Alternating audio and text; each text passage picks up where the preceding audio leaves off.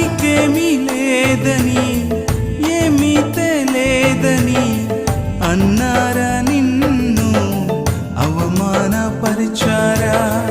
తలరాత ఇంతేనని తరువాత ఏమవునోనని రేపటిని గూర్చి చింతించుచున్నావా?